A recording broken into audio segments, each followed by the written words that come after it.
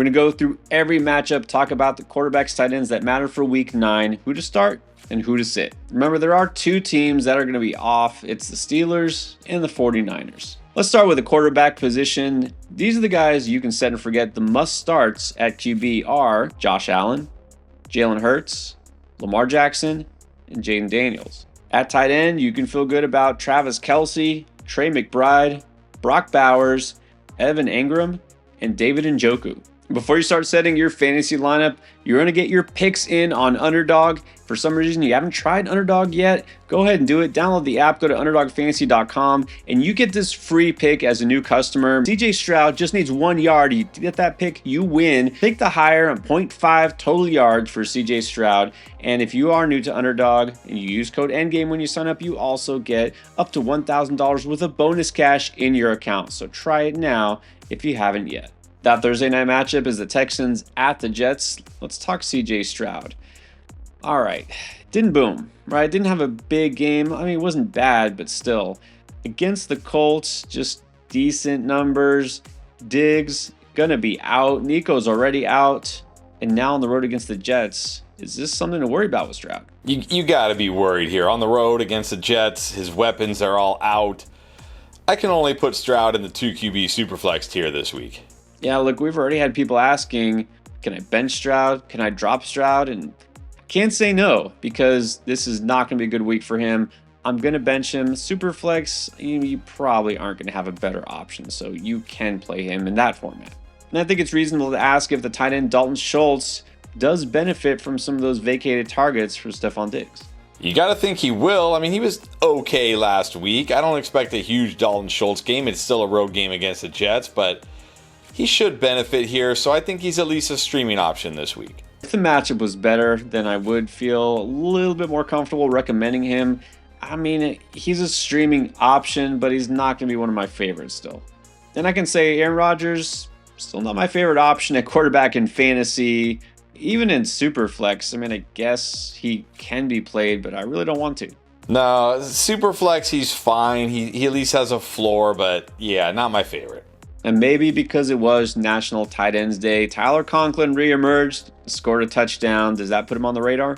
Yeah, National Tight Ends Day, whatever. I'm not chasing this. I'm not starting Tyler Conklin. He's an avoid. And this is not a good spot because the Texans do have pretty good defense overall. Conklin is touchdown or bust, low-end streamer.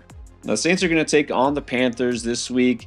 Could mean the return of Derek Carr. At least Saints fans are really hoping so. Derek Carr plays, I mean, it is a pretty good matchup. What do you think? It is a pretty good matchup, but I still don't want to start Derek Carr in a 1 QB league. But because of the matchup, I'll say 2 QB Superflex. Because we have to remember, sure, Olave is still there, but lost Rashid Shaheed. This team is not deep at receiver, let's put it that way. So Derek Carr can be a Superflex option because it's the Panthers. If Bryce Young is still a starting quarterback, can he even be a Superflex option? I mean, it's a good matchup against the Saints, but come on, really? I mean, he had 2 touchdowns last week, I guess, but that was all garbage time. No, I'm not starting Bryce Young. He's an avoid. Last touchdown was truly the last second. I mean, that's as garbagey as you can get. Bryce Young, there's no way you can trust him. Just sit. If Andy Dalton comes back against one of his former teams, could you consider him? No, I'm not starting the Panthers QB.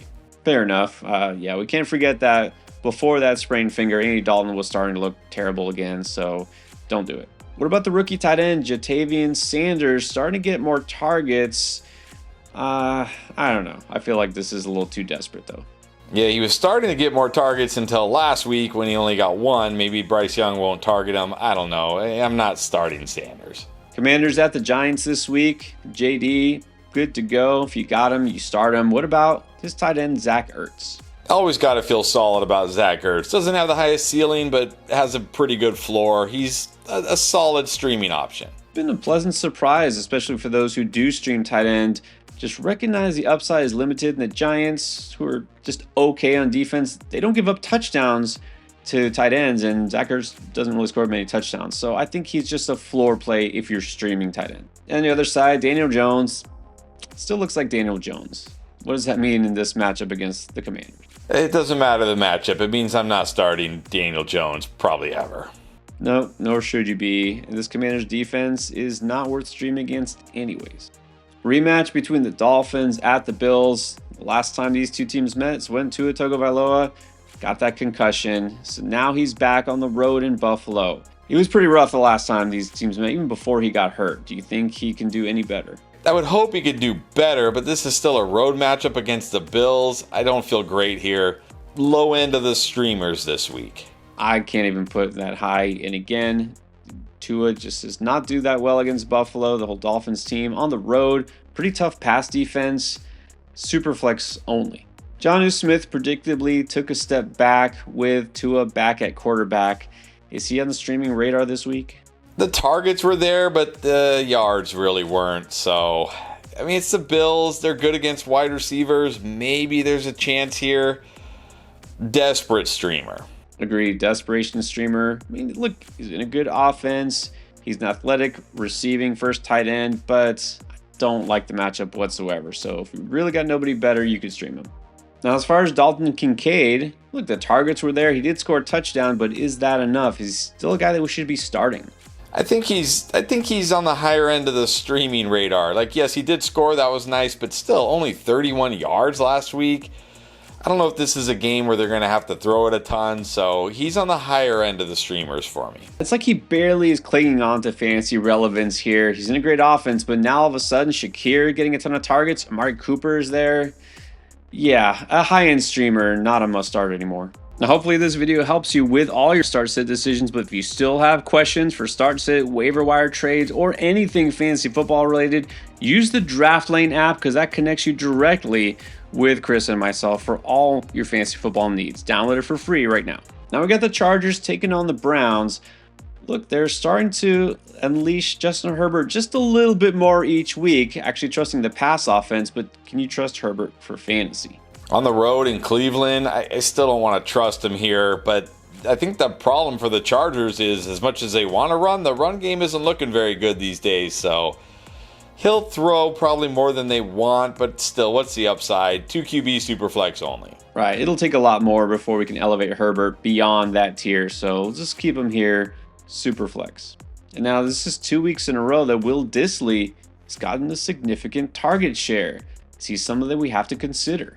I think so. This is not a good matchup, though. Brown's very strong against tight ends, but, I mean, who else are they really throwing to here? So, not my favorite streamer this week, but he's streamable. I mean, we can't completely ignore this. I always say when you see a good amount of targets, you have to pay attention. Don't know how reliable it'll be, but again, if you're desperate for a streamer, he's there. And we definitely know Jameis Winston is there in Cleveland, has revitalized that whole offense. But this is a tough matchup, so how high can you go on him this week? I can't go that high on him. It is a tough matchup. There's always the threat of 2-3 turnovers and just kills your week. So he's got upside, he's got risk, 2 QB Superflex only. That's why I didn't advise streaming him or picking him up this week because of the matchup, and then next week they have the bye. So yeah, this is a much different matchup than the Ravens last week. So Superflex only. Patriots at the Titans. All right, we're going to have to talk about the quarterbacks as we do for every team here. Now, for New England, may not be. Drake May did suffer concussion last week. If he clears protocol on time, do you risk it? You can't feel good. It's a tough spot on the road against Tennessee, but he does run a little bit, which is nice, and he's actually looked pretty good. So if he plays, I'll say 2 QB Superflex. I'm wanting to put him as an avoid because, again, road game. This Titans pass defense has been pretty good. And this offense is still not just there. The receivers aren't going to bail him out. I'm going to avoid Drake May even if he plays. And I can say for certain if Jacoby Brissett's the quarterback, he's a hard pass. Yeah, hard pass. Might be my least favorite quarterback this week. So does that mean that Hunter Henry has to be off the radar as well? Can't feel good about Hunter Henry. I mean, this is a guy every now and then he has that big game and then he crashes back down to earth. It's the Titans on the road. I'm going to avoid Hunter Henry. Again, not too many teams off this week. Let's avoid Henry and find some upside somewhere else. And then let's assume Mason Rudolph is still the guy there in Tennessee. If he is, 2 QB, Superflex, pass. I'm going to pass. I know he threw a touchdown and ran in a touchdown, but I'm not chasing that again. I'm going to pass on Mason Rudolph. If there's a bet I would make on the lowest scoring game of the week, it's going to be this one. It's not going to be good for anyone involved, and that includes the quarterback. So Rudolph can be ignored. All right, now let's talk Cowboys at the Falcons. I mean, Dak Prescott getting all sorts of flack, definitely underwhelming even after the bye. So is he even a streaming option here? Can't feel good about Dak Prescott. What a terrible performance. Falcons defense is pretty good. I'm going to say 2 QB Superflex only. You can't be that out on him. There's plenty of other quarterbacks we've talked about that you've got to put lower than Dak, but there's something wrong with this offense. It looks broken. Garbage time didn't even bail him out last week, and I don't know if it will this week. So Superflex or 2 QB, that's it. So the tight end Jake Ferguson thought he was just going to be a solid tight end all year long. Is he still that? I think that's the perfect way to describe him. Solid, because he gets the catches, he could score. The yards are kind of up and down, but he's solid. Well, at least he was still involved last week, and I think they're going to continue to pass the ball a lot just because they can't run it. So, yeah, still solid. Kirk Cousins continues to get more comfortable in that Atlanta offense. Do you think he goes off against the Cowboys? I don't know if he's going to go off against the Cowboys, but I think Kirk Cousins should have a good game this week. I'm going to put him in the solid start tier this week. Cousins definitely solid. That offense looks good. This defensive matchup, nothing to worry about for me. He's solid for sure. And now we got to ask ourselves, are we going to bench Kyle Pitts, or is he a guy that you just have to keep going with? I cannot bench Kyle Pitts right now. I'm not sure how you could bench Kyle Pitts. I think Kyle Pitts, the way he's playing right now, I'm not going to say like a must start, but I think he's a strong start. Yeah, I mean, got to recognize the fact that Cousins, new to this team, this offense, offensive coordinator, first-time play caller. It just took some time for everything to kind of mesh. And ever since it has, the past 4 weeks, Kyle Pitts has been a stud tight end for fantasy. So, yeah, you got Pitts, you got to start him. Raiders at the Bengals. Well, there's one must-start player here. It's Brock Bowers. You just don't question it. I can question Gardner Minshew. Does he have any fantasy relevance? No, I'm avoiding Gardner Minshew, and if for some reason they go to Desmond Ridder, I'm avoiding them too. Yeah, Gardner Minshew, definitely an avoid. Now, Joe Burrow, well, he didn't exactly smash last week, but he should at least be a solid start, I would think. I think he's a strong start this week. I know it wasn't the best game last week, but remember, no T. Higgins, which actually has really affected this offense as much as I know you don't like to hear it. And also they're at home against the Raiders. I think Burrow's a strong start. Well, that's true. Look, if T. Higgins comes back and is actually healthy, maybe that'll help. But I don't know if I feel like you're going to put up a ton of points against this Raiders anemic offense. I'm going to keep him at the solid tier. And that's fair to question Mike Gesicki. Last week, he was the big beneficiary from T. Higgins being out. So if Higgins is out, do you roll with Gesicki again? And if Higgins plays, do you still have any reason to consider Gesicki? If Higgins is out, I think Gesicki is a solid start. But if Higgins plays, I'm avoiding him. I mean, there's been a pronounced split here. I will say, if Higgins doesn't play, Gesicki might be one of the best streaming tight ends out there. But otherwise, then you can just ignore him. Now let's talk Broncos at the Ravens. Bo Nix started to put together a string of decent games. Now he gets the Ravens defense, which we know has given up a ton of points to quarterbacks. I mean, how high can we be on Nix for fantasy? I think this week I'm going to put Nix in the streaming tier. I mean, he's risky, certainly, but he runs. He's looked good throwing the ball, and this Ravens secondary is terrible. So, streaming tier for me. I didn't think I'd be here because you know I wasn't a fan of the Broncos offense, but man, this matchup, I have to go a little bit higher. I know he's not a guy you definitely want to start, but I think if you need a quarterback, he could be a solid play this week. The Ravens secondary isn't statistically the worst against quarterbacks, but the last couple of weeks they have been, and they're decimated by injuries. They're going to have to pass the ball a lot, and he will scramble. We know this. So I like Bo Nix this week, but I definitely like his line on underdog. I mean, you look right now, 208 yards. I mean, he's done that in at least half of the games this season, and he continues to get more comfortable in this offense. So I'm doing my early pick'ems right now on underdog for the NFL. I'm taking the higher there. You can do it too. And of course, you want to take that freebie. CJ Stroud just getting 1 yard. So if you're new to underdog and you sign up using code ENDGAME, you can pair these and add any other picks you like for any other sport you like, and you have a great chance to win and make some money. And you know who's really coming on? It's the tight end Mark Andrews. Yeah, let's just pretend the first month of the year just didn't happen. Back to being a stud, you have to start him. I think you do. He's scoring. He's getting more involved. He's still risky. I don't feel as good about him as I did like the years prior, but the way he's been rolling, how do you bench him? Strong start this week. I think he's got to be a strong start. Now, we'll say the Broncos, of course, good pass defense and, pretty tough against tight ends. But look, if Zay Flowers are getting shut down by Surtain and they don't run the ball as effectively as usual, Andrews might benefit. So I think if I have Andrews, for the most part, I'm starting him. Bears at the Cardinals. Let's just take two of the more confusing teams in fantasy and put them together. Why not? All right, Caleb Williams. Are we going to see the one from week 8 or the one from before the bye? Who knows with Caleb Williams? It doesn't seem like the worst matchup on paper, but at the same time, like the Cardinals defense did okay against Tua and the Dolphins last week. I can't put Caleb Williams in anything more than the 2 QB Superflex tier, and even then it's risky. Very risky, just on a weekly basis. No idea what to expect, so I can't even say he's a good streamer this week. Superflex only. What about the tight end here, Cole Kmet? Big disappointment last week, but I still liked it. But look, the whole passing game for the Bears was a big disappointment last week. It wasn't like it was just Cole Kmet, so I still like his role in this offense. I still like his touchdown upside. I think he's a fine streaming option. Don't feel great about him this week, but I don't think he's an avoid, so he's still a streaming option. Always has some potential to score. And just when a lot of you are ready to give up on Kyler Murray, bench him, or even drop him, comes through with a pretty nice game against the Dolphins, but can he do it against the Bears? I know this is a tough matchup against the Bears, but he's at home, he runs. Marvin Harrison and him look like they had a connection last week. I still think Kyler Murray is at least a solid start this week. This shows why you can't ever put him too low. I mean, this offense is starting to figure things out. We hope. He can always run. Always has that upside. You can't count him out. So solid. Maybe lower end of the solid tier this week, though. Jags taking on the Eagles. All right, it's already been a rough season for T-Law. And now we might see, already no Christian Kirk, possibly no Brian Thomas Jr. Where do you put Trevor Lawrence?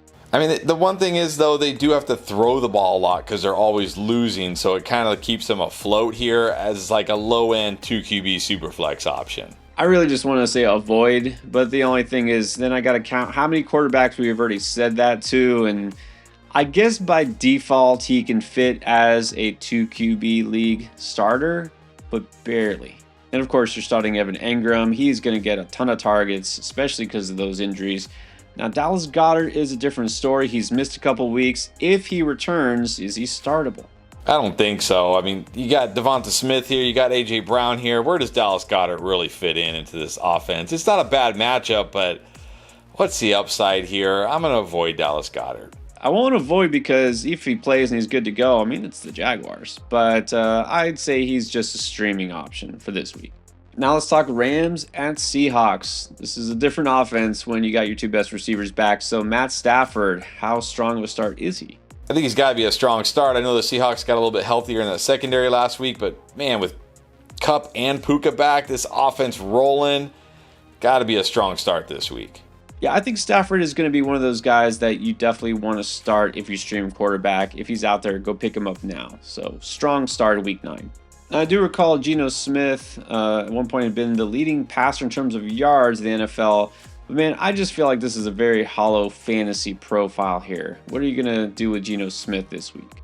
Well, it sounds like he's going to have DK Metcalf back, and that's huge for him. But at the same time, not a ton of upside here. Even at home against the Rams, I'm just going to say 2 QB Superflex. Yeah, I've got my concerns. Geno, sure, he's startable in Superflex, but I wouldn't say he's a good streamer.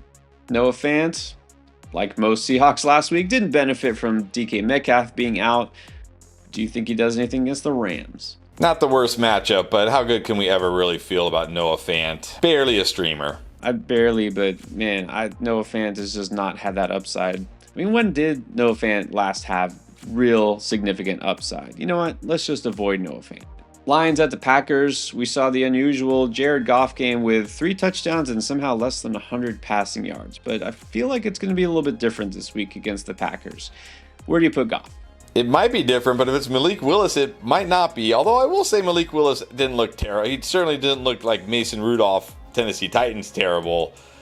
I think Goff is still a solid start this week. Yeah, really weird. Only 12 completions and they destroyed the Titans. You don't see that every week. He'll be better. He'll throw for more yards. He'll have to throw the ball more. He's solid. May not be a huge game, but yeah, he should at least be solid because they'll have to actually pass the ball a little bit this week. Now, Sam Laporta, this is 2 weeks in a row. Taking notice here. Do you think with JMO out again, Laporta continues to get better?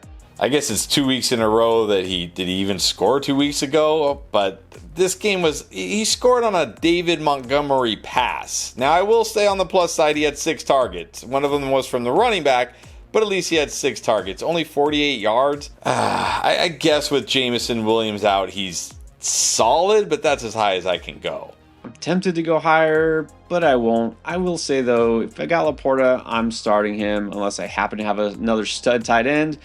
Yeah, I think this is going to be a good spot for him. The targets are finally coming back. Always has potential to score, so I think he's very solid.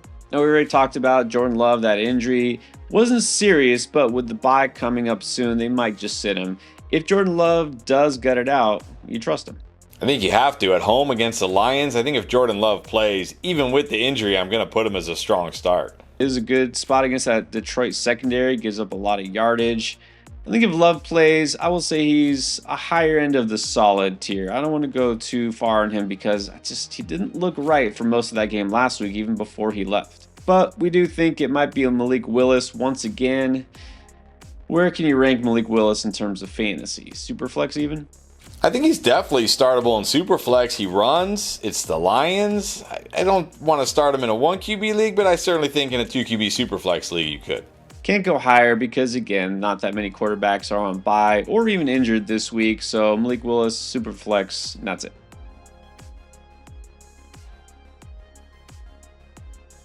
Colts at the Vikings. Flacco is announced as a starter. How good do you feel about him? I want to say I feel great. Like, stream him. And maybe you should. It's the Vikings, but I also know he's risky here. So I'll say higher end of the 2 QB Superflex, borderline streamer. Oh, I'll go there. I've been that high on Flacco when he plays. I mean, come on. Just look at the results. I will say he is a high-end streamer if he starts, which I really hope is what happens. For Sam Darnold last week, it was a tale of 2 halves. Strong start, flat finish. Does he do better against the Colts? He should. They're at home. Man, like they start off great and then they just disappear here. So I think Sam Darnold this week, though, at home against the Colts is still streamable. Darnold is kind of what he is going to be. He's a streamer if you need him. And this week, we could see the return of TJ Hawkinson. Finally, if Hawkinson suits up, are you just putting him in your lineup? No, first game back from ACL, going to be limited, going to avoid TJ Hawkinson. Gonna have to agree. I know it's tempting, but let's wait and see exactly how involved he is, exactly how good he looks. Yeah, don't start TJ Hawkinson yet. And the last game of Week 9 will be the Bucs at the Chiefs. I mean, Baker Mayfield just continues to do it. I don't even know how. It doesn't matter who's out there on the field, apparently. So I want to say you just can continue to roll with Baker Mayfield, but on the road in Arrowhead, tough matchup on the road in Arrowhead, but I don't think it even matters. Baker Mayfield is inevitable this year. Not going to say strong start, maybe not even solid start. I'll say high-end streaming start. It's tempting to just say, well, look, you're going to have to pass a lot. It's the Chiefs. This year's Chiefs is not exactly running up the score on teams, and they have a great defense, so a good streamer this week. Can you bench K-Dot if you have him after the last 2 weeks? No way you can bench K-Dot, and I don't even care it's the Chiefs. The Bucs are throwing the ball so much. He's clearly he might be the number 1 wide receiver until Evans comes back. He's a strong start. You have to chase this target share, and I've said even if you don't need a tight end and he's out there, you have to pick up K-Dot, and so if you got him, I think you need to start him. And last but not least is Pat Mahomes. All right, he hasn't been great, but at home against the Bucs secondary. You got to feel pretty good. Had a decent game last week. Maybe Hopkins will be more involved. He does run a little bit. Kelsey gets involved. It's at home. It's the Bucs secondary. I'm going to say this week he's a solid start. Tempted to go higher, but again, Hopkins not fully integrated the offense. Not a whole lot after that, so let's just say solid start. If you want to know how we feel about players at every position, running back, wide receiver, and all the other advice you need to win in Week 9, it's all right here in this playlist.